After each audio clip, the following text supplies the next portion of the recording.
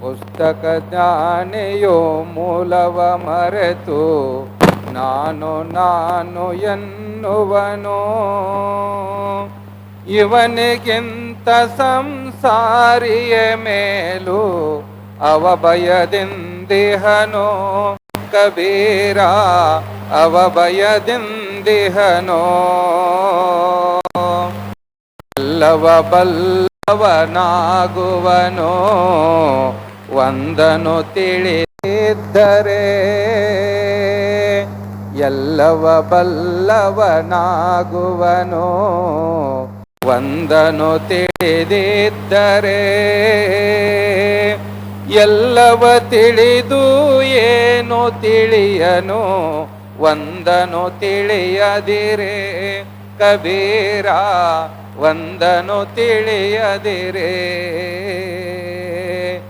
ಒಂದನು ತಿಳಿಯದೆ ಹಲವನು ತಿಳಿದು ಅದರಿಂದೇನು ಫಲ. ಒಂದನು ತಿಳಿಯದೆ ಹಲವನು ತಿಳಿದು ಅದರಿಂದೇನು ಫಲ. ಒಂದರಿಂದ ಬಹುವಾಯಿತಲ್ಲದೆ ಬಹುವಿನಿಂದ ಒಂದಲ್ಲ ಕಬೀರ, ಬಹುವಿನಿಂದ ಒಂದಲ್ಲ. ಆತ್ಮಾನಂದವ ಅನುಭವವ ಪಡೆದವನ ನಿಶ್ಚಿಂತ, ಆತ್ಮಾನಂದದ ಅನುಭವವ ಪಡೆದವನಿಗೆ ನಿಶ್ಚಿಂತ. ಅದರ ಸವೆಯು ಎಂತೆಂದರೆ ಮೂಕ ಬೆಲ್ಲ ಮೆದ್ದಂತೆ ಕಬೀರ, ಮೂಕ ಬೆಲ್ಲ ಮೆದ್ದಂತೆ. ಏಕದಿಂದ ನಾ ಬಂದೆ ನನ್ನಿಂದಲೇ ಎಲ್ಲ, ಏಕದಿಂದ ನಾ ಬಂದೆ ಎನ್ನಿಂದಲೇ ಎಲ್ಲ. ಎಲ್ಲರೂ ನನ್ನಲ್ಲಿ ನಾನೆಲ್ಲರಲ್ಲಿ ಇನ್ನಾರೂ ಇಲ್ಲ ಕಬೀರ, ಇನ್ನಾರೂ ಇಲ್ಲ. ನಾನು ಇದ್ದಾಗ ದೇವನಿಲ್ಲ, ಈಗ ದೇವನಿಹ ನಾನಿಲ್ಲ. ನಾನು ಇದ್ದಾಗ ದೇವನಿಲ್ಲ, ಈಗ ದೇವನಿಹ ನಾನಿಲ್ಲ. ಕತ್ತಲು ಕರಗಿಯೇ ಹೋಯಿತಲ್ಲ, ಬೆಳಕ ಕಂಡೆನಲ್ಲ ಕಬೀರ, ಬೆಳಕ ಕಂಡೆನಲ್ಲ. ಪ್ರಾರಂಭದಲ್ಲಿ ಪ್ರಾತಸ್ಮರಣೀಯರು, ಪರಮ ಪೂಜ್ಯನೀಯರು, ಪರಮ ಪಾವನ ಮೂರ್ತಿಗಳಾಗಿರುವ ಶ್ರೀ ಗುರುದೇವರನ್ನ ಶಾಪಾನುಗ್ರಹ ಸಿದ್ಧಹಸ್ತರಾಗಿರುವ ಲೀಲಾಮೂರ್ತಿ, ಪವಾಡ ಪುರುಷರು, ಪರಬ್ರಹ್ಮ ಸ್ವರೂಪಿಗಳಾಗಿರತಕ್ಕಂತಹ ಚನ್ನಋಷಭೇಂದ್ರ ದೇವರಕೊಂಡ ಅಜ್ಜನವರಲ್ಲಿಯೂ ಕೂಡ ಅನಂತ ಕೋಟಿ ಭಕ್ತಿಪೂರ್ವಕ ಪ್ರಣಾಮಗಳನ್ನು ಸಲ್ಲಿಸ್ತಾ, ಈ ಎಲ್ಲ ಕಾರ್ಯಕ್ರಮಗಳ ಪಾವನ ಸನ್ನಿಧಾನವನ್ನು ವಹಿಸಿಕೊಂಡು ನಮ್ಮ ನಿಮ್ಮೆಲ್ಲರಿಗೂ ಮಾರ್ಗದರ್ಶನ ಆಶೀರ್ವಾದವನ್ನು ದಯಪಾಲಿಸ್ತಾ ಇರುವಂತಹ ಶ್ರೋತ್ರಿಯ ಬ್ರಹ್ಮನಿಷ್ಠರು, ವಿಶ್ವಕುಟುಂಬಿ ಸಾಧು ಚಕ್ರವರ್ತಿ, ಇಂಚಲದ ಪರಮ ಪೂಜ್ಯ ಅಪ್ಪಾಜಿಯವರ ಅಡಿದಾವರಗಳಲ್ಲಿ ಅನಂತ ಕೋಟಿ ಭಕ್ತಿಪೂರ್ವಕ ಪ್ರಣಾಮಗಳನ್ನು ಸಲ್ಲಿಸ್ತಾ, ಕಾರ್ಯಕ್ರಮದಲ್ಲಿ ಭಾಗವಹಿಸಿ ನಮ್ಮೆಲ್ಲರಿಗೂ ಮಾರ್ಗದರ್ಶನ ಮತ್ತು ದರ್ಶನಾಶೀರ್ವಾದವನ್ನು ದಯಪಾಲಿಸಿಕೊಂಡು ಬರತಕ್ಕಂತಹ ವಿದ್ಯಾ ವಿನಯ ಸಂಪನ್ನರಾಗಿರುವ ಪರಮ ಪೂಜ್ಯ ಶ್ರೋತ್ರಿಯ ಬ್ರಹ್ಮನಿಷ್ಠ ಸದ್ಗುರು ವಿದ್ಯಾನಂದ ಅಪ್ಪಾಜಿಯವರ ಅಡಿದಾವರಗಳಲ್ಲಿ, ಪೂರ್ಣಾನಂದ ಭಾರತೀಯ ಪಂಗಳವರ ಅಡಿದಾವರಗಳಲ್ಲಿ ಮಾತೋಶ್ರೀ ಲಕ್ಷ್ಮೀ ತಾಯಿಯವರನ್ನೇ ಮೊದಲುಗೊಂಡು ಈ ಒಂದು ಕಾರ್ಯಕ್ರಮದಲ್ಲಿ ಭಾಗವಹಿಸಿದ ಎಲ್ಲ ಪರಮ ಪೂಜ್ಯರ ಮಾತಾಜಿಯವರ ಅಡಿದಾವರಗಳಲ್ಲಿ ಭಕ್ತಿಪೂರ್ವಕ ಪ್ರಣಾಮಗಳನ್ನು ಸಲ್ಲಿಸ್ತಾ, ಯಾವ ಮಾನವ ಜನ್ಮದ ಯಥಾರ್ಥವಾಗಿರುವಂತಹ ಸ್ವರೂಪವನ್ನು ತಿಳಿದುಕೊಂಡು ನಿತ್ಯ ಮುಕ್ತಿಯ ಸುಖವನ್ನು ಅನುಭವಿಸಿ ಮುಕ್ತರಾಗಲು ಆಗಮಿಸಿದ ಎಲ್ಲ ಸಮಸ್ತ ಶರಣ ಬಂಧುಗಳೇ, ತಾಯಂದಿರೇ, ಮಾಧ್ಯಮದ ಮಿತ್ರರೇ, ತಮ್ಮೆಲ್ಲರಿಗೂ ಶರಣು ಶರಣಾರ್ಥಿಗಳು.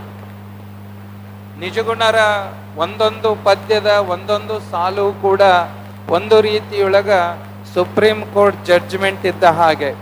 ಅದನ್ನು ಬಿಟ್ಟು ಈ ಕಡೆಗೆ ಆ ಕಡೆಗೆ ಅಲಗಾಡಿಸ್ಲಿಕ್ಕೆ ಸಾಧ್ಯವಿಲ್ಲ. ಇದು ಹೀಗೆ ಅವರು ಹೇಳಿದ ಮೇಲೆ ಇದು ಹೀಗೆ ಅಂತ ಮತ್ತೆ ಹೇಳಲಿಕ್ಕೆ ಯಾರಿಂದಲೂ ಕೂಡ ಸಾಧ್ಯವಿಲ್ಲ. ಅಷ್ಟು ಸೂತ್ರ ರೂಪದೊಳಗ ಇಷ್ಟು ಒಂದು ಸಾಲಿನೊಳಗ ಅಖಂಡ ಸರ್ವಶಾಸ್ತ್ರಗಳ ಸಾರವನ್ನ ತಿಳಿಸುವಂತಹ ಶಕ್ತಿ ಅದು ಯಾರಿಗಾದ್ರೂ ಇದ್ರೆ ಅದು ನಿಜಗುಣ ಮಹಾಶಿವಯೋಗಿಗಳವರಿಗೆ ಎನ್ನುವಂಥದ್ದು. ಹಾಗಾಗಿ ಜಗದ್ಗುರು ಸಿದ್ಧಾರೂಢರು ಶಿವಾನಂದರಾದಿಯಾಗಿ ಅದ್ವೈತ ಪರಂಪರೆಯಲ್ಲಿ ಒಂದು ಮೂಲ ಗ್ರಂಥ ಚಿಂತನೆಗೆ, ಸಾಧನೆಗೆ, ಅಧ್ಯಯನಕ್ಕೆ, ಅಧ್ಯಾಪನಕ್ಕೆ, ಸ್ವಾಧ್ಯಾಯಕ್ಕೆ ಒಂದು ಮೂಲ ಗ್ರಂಥ ಯಾವುದಾದ್ರೂ ಇದ್ರೆ ಅದು ಕೈವಲ್ಯ ಪದ್ಧತಿ ಅನ್ನತಕ್ಕಂತಹದ್ದು ಅನ್ನುವಂಥದ್ದು. ಯಾಕೆ ಅಂತಂದ್ರೆ ನಿಜಗುಣರ ಷಡ್ಶಾಸ್ತ್ರಗಳಲ್ಲಿ ಕೈವಲ್ಯ ಪದ್ಧತಿಯ ಪ್ರತಿಯೊಂದು ವಾಕ್ಯಗಳು ಕೂಡ ಅರ್ಥಪೂರ್ಣ, ನಮಗೆ ಕೈವಲ್ಯವನ್ನ ಅಂದ್ರೆ ಮೋಕ್ಷದ ಮಾರ್ಗವನ್ನ ತಿಳಿಸಿಕೊಡುತ್ತವೆ. ಬರೇ ತಿಳಿಸಿಕೊಡುವುದಿಲ್ಲ, ಕೈ ಹಿಡಿದ ನಮ್ಮನ್ನು ಕರ್ಕೊಂಡು ಹೋಗುತ್ತವೆ. ಅಂತಹ ಯೋಗ್ಯವಾಗಿರುವಂತಹ ಸಾಧಕನ ಅಂತಃಕರಣವನ್ನ ನಾವೆಲ್ಲರೂ ಕೂಡ ಹೊಂದಿರಬೇಕಾಗತ್ತೆ. ಸಾಧಕ ಏನ್ ಮಾಡಬೇಕು ಅಂತಂದ್ರೆ ತನ್ನೊಳಗಿರತಕ್ಕಂತಹ ಮಲದೋಷ ವಿಕ್ಷೇಪ ದೋಷಗಳನ್ನ ಕಳೆದುಕೊಂಡು ಪರಬ್ರಹ್ಮ ಸ್ವರೂಪನಾಗಿರತಕ್ಕಂತಹ ಬ್ರಹ್ಮಜ್ಞಾನವನ್ನ ಪಡೆಯುವುದಕ್ಕಾಗಿ ಸದ್ಗುರುವಿನ ಸನ್ನಿಧಾನದಲ್ಲಿ ಏನು ಆಪ್ತ ಅಂಗ ಸ್ಥಾನ ಸದ್ಭಾವ ಚತುರ್ವಿಧಗಳನ್ನ ಸೇವಾದಿಗಳನ್ನ ಮಾಡಿದರೆ ಮಾತ್ರ ಬ್ರಹ್ಮಜ್ಞಾನ ಅನ್ನತಕ್ಕಂತಹದ್ದು ಸಿಗುತ್ತದೆ ವಿನಃ ಬರೀ ಪುಸ್ತಕ ಓದಿಕೊಂಡು ನಾನು ಒಂದಿಷ್ಟು ಹೇಳ್ತೇನೆ ಅಥವಾ ನಾನು ಒಂದಿಷ್ಟು ಪುಸ್ತಕ ಬರಿತೇನೆ, ನಾ ಅದನ್ನು ಕಲಿತೇನೆ, ನಾವು ಇದನ್ನು ಕಲಿತೇವೆ ಹೇಳ್ತಾ ಹೊರಟ್ರೆ ಇದು ಬ್ರಹ್ಮಜ್ಞಾನವಾಗೋದಿಲ್ಲ, ಇದು ಭ್ರಮಾಜ್ಞಾನ ಆಗುತ್ತದೆ. ಭ್ರಮಾಜ್ಞಾನ. ಬ್ರಹ್ಮವನು ಅರಿತವನು ಸುಮ್ಮನಿರಬೇಕು.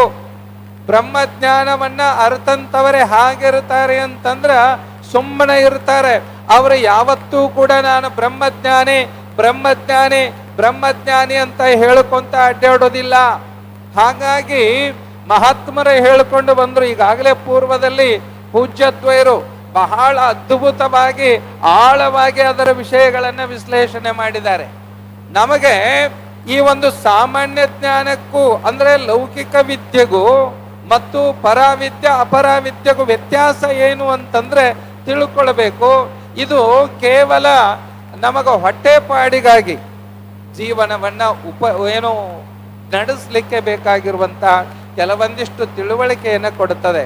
ಆದರೆ ಈ ವ್ಯಾವಹಾರಿಕವಾಗಿರತಕ್ಕಂತಹ ವಿದ್ಯೆ ಜೊತೆಗೆ ಏನು ಕೊಡುತ್ತದಂದ್ರೆ ಕಷ್ಟವನ್ನ ಉಂಟು ಮಾಡುತ್ತದೆ, ದುಃಖವನ್ನ ಕೊಡುತ್ತದೆ. ನೀವು ಎಷ್ಟೇ ನಾರದರು 64 ವಿದ್ಯೆಗಳನ್ನ ಕಲ್ತಿದ್ರು, 64 ವಿದ್ಯೆಗಳನ್ನ ಕಲಿತರೂ ಸಹಿತ ಅವ್ರಿಗೆ ಏನಾಗ್ಲಿಲ್ಲ ಅಂತಂದ್ರೆ ಮನಸ್ಸಿಗೆ ಸಮಾಧಾನ ಆಗ್ಲಿಲ್ಲ ಅಂತ. ಹೇ ಪರಮಾತ್ಮ, ನನಗೇನು ಮನಸ್ಸಿಗೆ ಸಮಾಧಾನ ಆಗಲ್ದು, ಏನ್ ಮಾಡ್ಲಿ ಅಂತಂದ್ರೆ ನೋಡು ಎಲ್ಲ ವಿದ್ಯೆ ಇಷ್ಟು ಕಲಿತರು ನಿನಗೆ ಉಪಯೋಗ ಇಲ್ಲಪ್ಪ, ನೀನು ನಿನ್ನ ಸ್ವರೂಪ ಜ್ಞಾನವನ್ನ ನೀ ಅರ್ಥಕೋ. ಯಾಕೆ ಈ ಮಾತನ್ನ ಹೇಳ್ತಾರಂದ್ರೆ ನಿಜಗುಂಡ್ರೆ ಹೇಳ್ತಾರೆ, ನಿನ್ನ ನಿಜವಿದನೆ ತಿಳಿ ಬೇರೆಣ್ಣದಲೆ ಮನುಜ. ಇವತ್ತು ನಾವು ಏನು ಮಾಡಕತ್ತೇವಂದ್ರ ನಮ್ಮ ನಿಜವನ್ನ ತಿಳಿಯೋದನ್ನ ಬಿಟ್ಟೇವಿ. ಈ ಜಗತ್ತು ಹಂಗೈತಿ, ಇವ್ರು ಹೀಗಿದ್ದಾರೆ ಅವ್ರು ಹೀಗಿದ್ದಾರೆ, ಮತ್ತೊಬ್ಬರ ಬಗ್ಗೆ ನಾವು ಮಾತಾಡ್ಕೊಂತ ಜೀವನವನ್ನ ಕಳೀಲಿಕ್ಕತ್ತಿದ್ದೇವೆ. ಹೀಗಾದರೆ ಇಂಥವರಿಗೆ ನಿಜವಾದ ಸುಖ ಶಾಂತಿ ಸಿಗಲಿ ಅಂದ್ರೆ ಅದು ಹೇಗೆ ಸಿಗ್ತದೆ?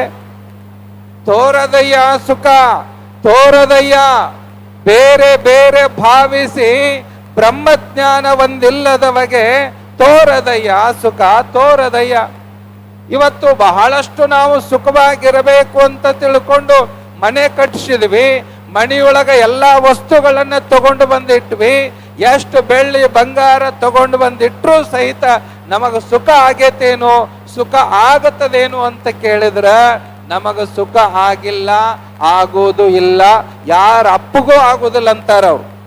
ಬರೀ ನೀನು ಲೌಕಿಕದೊಳಗ ವ್ಯವಹಾರದೊಳಗ ಕೇವಲ ಈ ಪಂಚ ವಿಷಯಗಳಲ್ಲಿ ನೀನು ಸುಖವನ್ನ ಹುಡುಕತಾ ಹೊರಟ್ರ ಒಂದು ಜನ್ಮ ಅಲ್ಲ ಎಷ್ಟು ಜನ್ಮಗಳನ್ನ ಎತ್ತಿಕೊಂಡು ಬಂದರೂ ಕೂಡ ನಿನಗೆ ನಿಜವಾದ ಸುಖ ಆಗೋದಿಲ್ಲ. ಬ್ರಹ್ಮಜ್ಞಾನದ ಸುಖ ಆಗಬೇಕು ಅಂತಂದ್ರೆ ಬ್ರಹ್ಮಜ್ಞಾನಿಗಳಿಂದ ಏನ್ ಮಾಡ್ಕೋಬೇಕು ಅಂದ್ರೆ ಆ ಜ್ಞಾನವನ್ನ ಪಡ್ಕೊಳ್ಬೇಕು. ಇವತ್ತು ಬ್ರಹ್ಮಜ್ಞಾನಿಗಳು ಸಿಗೋದು ಬಹಳ ಅಪರೂಪದ. ಅವರು ಬ್ರಹ್ಮಜ್ಞಾನಿಗಳು ಸಿಕ್ಕಾಗ ಅದರ ಲಾಭವನ್ನ ನಾವು ಏನ್ ಮಾಡಬೇಕು ಅಂತಂದ್ರ ಮಾಡಿಕೊಳ್ಬೇಕಾಗತ್ತೆ ಬಂಧುಗಳೇ. ಹಾಗಾಗಿ ನಾವು ಏನ್ ಮಾಡ್ಬೇಕಾಗಿದೆ ಅಂತಂದ್ರ ಏಕಂ ವಿಜ್ಞಾತೇನ ಸರ್ವಂ ವಿಜ್ಞಾತಂ. ಯಾವುದು ಒಂದನ್ನ ತಿಳಿಯುವುದರಿಂದ ಎಲ್ಲವನ್ನೂ ತಿಳಿದಂತೆ ಆಗುತ್ತದೋ ಅಂತಹ ಬ್ರಹ್ಮಜ್ಞಾನವಾದ ವಿದ್ಯೆಯನ್ನು ನಾವು ಇವತ್ತು ಗಳಿಸಬೇಕಾಗದ. ನಹಿ ಜ್ಞಾನೇನ ಸದೃಶಂ ಪವಿತ್ರಂ ಇಹ ವಿದ್ಯತೆ. ಈ ಜ್ಞಾನಕ್ಕೆ ಸದೃಶವಾಗಿರುವಂತದ್ದು ಮತ್ತೊಂದಿಲ್ಲ, ಪವಿತ್ರವಾಗಿರುವಂತದ್ದು ಮತ್ತೊಂದಿಲ್ಲ. ನಾವು ಬಹಳಷ್ಟು ಓದ್ಕೊಂಡೇವಂದ್ರ ಓದ್ಕೊಂಡು ಏನು ಮಾಡುವುದದ? ಗುರುವರನ್ ಒಲವಿಲ್ಲದವನು ಏನನ್ನೋದಲು ದೊರಕೊಳ್ಳಲರಿಯದು ಸಮ್ಯಕ್ ಜ್ಞಾನ. ಸಮ್ಯಕ್ ಜ್ಞಾನ ಅಂದ್ರೆ ಆ ಬ್ರಹ್ಮಜ್ಞಾನವನ್ನ ನಾವು ಇವತ್ತು ಪಡ್ಕೊಳ್ಬೇಕಾಗಿತ್ತು ಅಂತಂದ್ರ ಗುರುವರನ ಒಲವನ್ನ ನಾವು ಸಾಧಿಸಬೇಕು, ಸಂಪಾದಿಸಬೇಕು. ಇವತ್ತು ಗುರುಗಳು ಒಲಮೆ ಬೇಕಾಗಿಲ್ಲ, ಗುರುಗಳ ಸೇವಾ ಬೇಕಾಗಿಲ್ಲ. ನಮಗೇನು ಬೇಕಾಗದ? ಸುಮ್ಮನೆ ವಿದ್ಯಾ ಬೇಕು ಅಥವಾ ಅವರಿಂದ ಸುಖ ಬೇಕು ಅಂತ ನಾವು ಬಯಸ್ತಾ ಇದ್ದೇವೆ. ಆತ್ಮೀಯ ಎಲ್ಲ ಬಂಧುಗಳೇ, ಇವತ್ತು ನಾವೆಲ್ಲರೂ ಕೂಡ ಸುದೈವಿಗಳು. ಯಾಕೆ ಸುದೈವಿಗಳು ಅಂತಂದ್ರ ಇಂತಹ ವೇದಾಂತ ಪರಿಷತ್ತಿನ ಕಾರ್ಯಕ್ರಮದೊಳಗ ಭಾಗವಹಿಸಿ ಪರಬ್ರಹ್ಮದ ಕುರಿತು ಪರಬ್ರಹ್ಮದರುವಿನ ಮೂರೇ ಜಾಣ್ಮೆಯುಂಟೆ, ಇಂತಹ ಶ್ರೇಷ್ಠವಾಗಿರತಕ್ಕಂತಹ ಬ್ರಹ್ಮಜ್ಞಾನವನ್ನ ಕಿವಿಯೊಳಗ ಒಂದೆರಡು ಅಕ್ಷರ ಬೀಳ್ತಾ ಇದ್ದವಲ್ಲ, ನಮ್ಮಷ್ಟು ಪುಣ್ಯವಂತರು ಭಾಗ್ಯವಂತರು ಬಹುಶಃ ಮತ್ತೆ ಯಾರು ಇಲ್ಲ ಅಂತ ನಾವು ಭಾವಿಸ್ಕೊಳ್ಬೇಕು. ನಿಜವಾದ ಪುಣ್ಯವಂತರು ಯಾರು? ಬರೀ ಆಸ್ತಿ, ಅಂತಸ್ತು, ಅಧಿಕಾರ, ಧನ ಕನಕಾದಿಗಳನ್ನ ಪಡೆದಾಗ ಎಲ್ಲ ಗುರುಗಳ ಆಶೀರ್ವಾದ ಆತ್ರಿ ಅಂತ ಹೇಳ್ತಿರ್ತೇವೆ ನಾವೆಲ್ಲ. ಬರೀ ಇವು ಗುರುಗಳ ಆಶೀರ್ವಾದ, ನಿಜವಾದಂತ ಆಶೀರ್ವಾದ ಯಾವುದು ಅಂದ್ರೆ ಬರೀ ಧನ ಕನಕಾದಿಗಳನ್ನ ಅಧಿಕಾರ ಅಂತಸ್ತು ಪಡೆದಾಗ ಏನಾಯ್ತು? ಆಶೀರ್ವಾದ ಆತು ಅನ್ನಬಾರದು. ನಿಜವಾದ ಆಶೀರ್ವಾದ ಯಾವುದು ಅಂದ್ರೆ, ಹೇ ಪರಮಾತ್ಮ, ಈ ಸರ್ವ ದುಃಖಗಳ ನಿವೃತ್ತಿ, ಪರಮಾನಂದ ಪ್ರಾಪ್ತಿ ರೂಪವಾಗಿರತಕ್ಕಂತಹ ಕೈವಲ್ಯವನ್ನ ಸಂಪಾದನೆ ಮಾಡುವಂತಹ ಜ್ಞಾನಾದೇವತು ಕೈವಲ್ಯಂ ಅಂತ ಏನೇ ಹೇಳಿದ್ರು ಅಂತಹ ಬ್ರಹ್ಮಜ್ಞಾನವನ್ನ ನನಗೆ ಉಪದೇಶ ಮಾಡು ಅಂತ ಕೇಳಬೇಕಂತ. ಸ್ವಾಮಿ ರಾಮದಾಸರು ಒಂದು ಸಾರಿ ಟ್ರೈನಿನೊಳಗ ಸಂಚಾರವನ್ನ ಮಾಡ್ತಾ ಊರಿಗೆ ಹೋಗ್ತಿದ್ರು, ಪ್ರಯಾಣಕ್ಕೆ ಹೊರಟಿದ್ರು. ಅಲ್ಲೊಬ್ಬ IAS ಅಧ್ಯಯನ ಮಾಡುವಂತ ಒಬ್ಬ ವಿದ್ಯಾರ್ಥಿ ಬಂದು ಕೂತ್ಕೊಂಡ ಎದುರಿಗೆ. ಏನ್ ಮಾಡ್ತಾ ಇದ್ದೀಪ ಅಂತ ಕೇಳಿದ್ರು.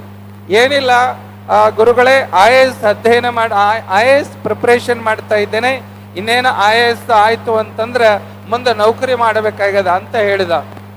ಹೌದೇನು? ಹಾಗಾದ್ರೆ IAS ಮುಗೀತು, ಪಾಸ್ ಆದ ಅಂದ್ರೆ ಮುಂದೆ ಏನ್ ಮಾಡ್ತೀಯ? ನೌಕರಿ ಮಾಡ್ತೇನೆ. ನೌಕರಿ ಮಾಡಿ ಏನ್ ಮಾಡ್ತೀಯ? ಮದುವೆ, ಒಳ್ಳೆ ಪೇಮೆಂಟ್ ಬರ್ತದ. ಸರ್ಕಾರಿ ನೌಕರಿ ಅಂದ್ರೆ ಒಳ್ಳೆ ಹೆಣ್ಣು ತೆಗೆದು ಮದುವೆ ಮಾಡ್ತಾರೆ, ಮದುವೆ ಮಾಡ್ಕೊಳ್ತೇನೆ. ಮದುವೆ ಮಾಡ್ಕೊಂಡು ಏನ್ ಮಾಡ್ತೀಯ? ಮಕ್ಕಳಾಗುತ್ತವ. ಮಕ್ಕಳಾದ ಮೇಲೆ ಏನ್ ಮಾಡ್ತೀಯ? ಮಕ್ಕಳು ದೊಡ್ಡವಾಗುತ್ತವ, ಅವ್ರನ್ನ ಶಾಲೆ ಕಲಿಸ್ತೇನೆ. ಶಾಲೆ ಕಲಿಸಿ ಏನ್ ಮಾಡ್ತೀಯ? ಅವ್ರನ್ನೂ ನೌಕರಿ ಮಾಡ್ತಿದೆ. ಅದಾದ್ಮೇಲೆ ಮತ್ತೇನು ಮಾಡ್ತೀವಿ? ವಯಸ್ಸಾಗುತ್ತದ, ಒಂದು ದಿನ ಸತ್ತು ಹೋಗ್ತಾನೆ. ನೀನು ಬೇಕಾದಷ್ಟು KS ಅಲ್ಲ, IAS ಅಲ್ಲ, ಈ ಲೋಕದ ಎಲ್ಲ ಪದವಿಗಳನ್ನ ತಗೊಂಡು ಬಂದು ಒಂದು ತಕ್ಕಡಿಯೊಳಗ ಇಟ್ಟರೂ ಸಹಿತ ಬ್ರಹ್ಮಜ್ಞಾನದ ತೂಕಕ್ಕ ಈ ಲೋಕದ ಯಾವ ವಿದ್ಯೆಗಳು ಕೂಡ ಸರಿ ಸಮ ಆಗುವುದಿಲ್ಲ. ಇದನ್ನ ಪರ್ಫೆಕ್ಟ್ ಆಗಿ ನಾವು ತಿಳ್ಕೊಳ್ಬೇಕಾಗದ. ನಾವೆಲ್ಲ ಲೌಕಿಕ ಕೀರ್ತಿ ವಾರ್ತೆಗಳಿಗೆ, ವಾಸನೆಗಳಿಗೆ, ಪ್ರಚಾರಕ್ಕೆ ನಾವೆಲ್ಲ ಸೋಲ್ತಾ ಇದ್ದೇವೆ. ಇವತ್ತು ಎಷ್ಟೇ ಪ್ರಚಾರವನ್ನ ಈ ಪೂರ್ವದಲ್ಲಿ ಹೇಳಿದ್ರಲ್ಲ, ಹೊಟ್ಟೆಪಾಡಿಗಾಗಿ, ಕೀರ್ತಿಗಾಗಿ, ಮತ್ತೊಂದಕ್ಕಾಗಿ, ಮಗದೊಂದಕ್ಕಾಗಿ ನಾವು ಏನೇನೋ ಒಂದು ರೀತಿಯೊಳಗೆ ಸರ್ಕಸ್ ಮಾಡಕತ್ತೇವೆ ಅಷ್ಟೇ. ಸರ್ಕಸ್ ಏನ್ ಮಾಡ್ತಾರೆ? ಪಾಪ ಒಂದಿಷ್ಟು ಹೊಟ್ಟೆಪಾಡಿಗಾಗಿ ಹಗ್ಗದ ಮೇಲೆ ನಡೆಯೋ ಸರ್ಕಸ್ ಮಾಡ್ತಾರೆ. ಏನೋ ತ್ರಾಸು, ದೇಹಕ್ಕೆ ತೊಂದರೆ ಕೊಟ್ಟು ನೋವು ತೊಟ್ಟುಕೊಂಡು ಏನೇನೋ ಮಾಡ್ತಿರ್ತಾರೆ. ಹಾಗೆ ಈ ಡೊಂಬರಾಟವನ್ನ ಬಿಡಬೇಕಾಗ್ಯದ. ಬಿಡು ಬಾಯದೊಳು ಡಂಬವ, ಮಾನಸದೊಳು ಅಡಗುಡದಿರು ಶಂಭುವ ಅಂತ ಏನೇ ಹೇಳಿದರು, ಹಾಗೆಯೇ ನಿಜವಾಗಿರತಕ್ಕಂತಹ ಬ್ರಹ್ಮಜ್ಞಾನವನ್ನ ಇವತ್ತು ನಾವು ಪಡೆದುಕೊಳ್ಳಬೇಕಾಗದ. ನಿಜವಾದ ಬ್ರಹ್ಮಜ್ಞಾನ ಅನ್ನತಕ್ಕಂಥದ್ದು ನಮಗೆ ಸಿಗಬೇಕಾಗಿತ್ತು ಅಂದ್ರೆ ಬ್ರಹ್ಮಜ್ಞಾನಿಗಳ ಆಶೀರ್ವಾದ ಇದ್ರೆ ಸಿಗುತ್ತದೆ ವಿನಃ ನಿಷ್ಕಾಮ ಪುಣ್ಯ ಇದ್ದರೆ ಮಾತ್ರ ಆ ಜ್ಞಾನಿಗಳ ಸಂಘ, ಜ್ಞಾನಿಗಳ ಒಂದು ಸಮ್ಮುಖ, ಸಜ್ಜನರ ಸಾಂಗತ್ಯ ಸಿಗುತ್ತದೆ ವಿನಃ ಇಲ್ಲ ಅಂತಂದ್ರೆ ನಮಗ ಸಿಗೋದಿಲ್ಲ. ಬರೀ ಹೊಟ್ಟೆಪಾಡಿಗಾಗಿ ಎಷ್ಟು ಜನ್ಮ ಅಂತ ನಾವು ತೊಟ್ಕೊಂಡು ಬಂದೇವ್ರಿ. ಈ ಇಷ್ಟಾದ್ರೂ ನಮಗ ಸಾಕು ಅಂತ ಅನಿಸೇದೇನು? ಜನನ ಮರಣಗಳಿಗೆ ನಮಗ ಸೋತಿದ್ದೇವೆ, ನಾವು ಆಲಸ್ಯಗಳಾಗಿದ್ದೇವೇನೋ? ಇಲ್ಲ, ಇನ್ನು ಮತ್ತೆ ಹುಟ್ಟುದು ಸಾಯುದು. ಅದಕ್ಕೆ ರಾಗದಿಂಬೇರಿನ್ನು ಭವಬೀಜ ಮುಂಟೆ ಅಂತ ಮೊದಲೇ ನಿಜಗೊಂಡ್ರೆ ಹೇಳಿದ್ರು. ಈ ಎಲ್ಲ ಜನ್ಮಗಳಿಗೆ, ಅವಿದ್ಯೆಗಳಿಗೆ, ಅಜ್ಞಾನಗಳಿಗೆ ಮೂಲ ಕಾರಣ ಏನು ಅಂತಂದ್ರ ರಾಗ. ಇವತ್ತು ನಾವಂತೇವಿ ಯಾವ ರಾಗವನ್ನ ತಗೊಂಡು, ಯಾವ ಮೋಹ ಮಮಕಾರಗಳನ್ನ ತಗೊಂಡು ಏನ್ ಮಾಡ್ತೀಯಪ್ಪ? ಅದೆಲ್ಲವೂ ನಿನಗ ಇದಿ ಗಂಟು ಬಿದ್ದಂಗ. ಅದಕ್ಕ ಈ ವಿಧಿಯನ್ನ ಬೆನ್ನ ಹತ್ತಿ ಸುಮ್ಮನೆ ದೇಹವನ್ನ, ಮಾನವ ಜನ್ಮವನ್ನ ವ್ಯರ್ಥವಾಗಿ ಕಳೆದುಕೊಳ್ಳಲಿಕ್ಕೆ ಹೋಗಬೇಡಪ್ಪ. ಬ್ರಹ್ಮಜ್ಞಾನವನ್ನ ಪಡೆದುಕೊಂಡು ನೀ ಏನ್ ಮಾಡು? ನಿತ್ಯ ಸುಖವನ್ನ ಅನುಭವಿಸು. ಎಲ್ಲವೂ ಕೂಡ ದುಃಖಮಯವಾಗಿದ್ದಾವೆ. ದೇಹವನ್ನ ಮೊದಲು ಮಾಡಿಕೊಂಡು ಈ ಪ್ರಪಂಚ ದುಃಖಮಯವಾಗಿದೆ, ಇದು ಅನಾತ್ಮವಾಗಿದೆ. ಎಲ್ಲಿಯವರೆಗೆ ನೀನು ಅನಾತ್ಮದ ಸಂಘದೊಳಗೆ ನೀನು ಇರ್ತೀಯೋ ಅಲ್ಲಿಯವರೆಗೆ ನಿನಗೆ ದುಃಖ ಕಟ್ಟಿಟ್ಟ ಬುತ್ತಿ. ಹಾಗಾಗಿ ಆತ್ಮದ ಸಂಘದೊಳಗೆ ಇರಬೇಕು ಅಂದ್ರೆ ಆತ್ಮ ಜ್ಞಾನವನ್ನ ಪಡೆದುಕೊಂಡು ಆತ್ಮಾನಂದದಲ್ಲಿ ನಾವು ಇರಬೇಕು. ಇವತ್ತು ನಾವೆಲ್ಲ ಬಂದೇವಲ್ಲ, ಯಾಕೆ ಬಂದಿದ್ದೇವೆ? ಸುಮ್ಮನೆ ಈ ಕಡೆ ಕೇಳಿ ಈ ಕಡೆಗೆ ಬಿಡೋದಲ್ಲ. ನಾವೆಲ್ಲರೂ ಕೂಡ ಬ್ರಹ್ಮಜ್ಞಾನಿಗಳಾಗಬೇಕು. ಅಂತಹ ಒಂದು ಪುಣ್ಯಯನ್ನ, ಸೌಭಾಗ್ಯವನ್ನ ಚನ್ನಋಷಭೇಂದ್ರ ಅಜ್ಜನವರು, ಪರಮ ಪೂಜ್ಯ ಶಿವಾನಂದ ಭಾರತಿ ಅಪ್ಪಾಜಿಯವರು ನಿಮ್ಮೆಲ್ಲರಿಗೂ ಕೂಡ ಕರುಣಿಸಲಿ ಅಂತ ತಿಳ್ಕೊಂಡು ಈ ಒಂದೆರಡು ವಾಕ್ಪುಷ್ಪಗಳನ್ನ ಗುರುದೇವರ ಚರಣಾರವಿಂದಗಳಲ್ಲಿ ಸಮರ್ಪಣೆಯನ್ನ ಮಾಡ್ತಾ ನನ್ನ ಮಾತಿಗೆ ವಿರಾಮವನ್ನು ನೀಡ್ತಾ ಇದ್ದೇನೆ. ಎಲ್ಲರಿಗೂ ನಮಸ್ಕಾರ.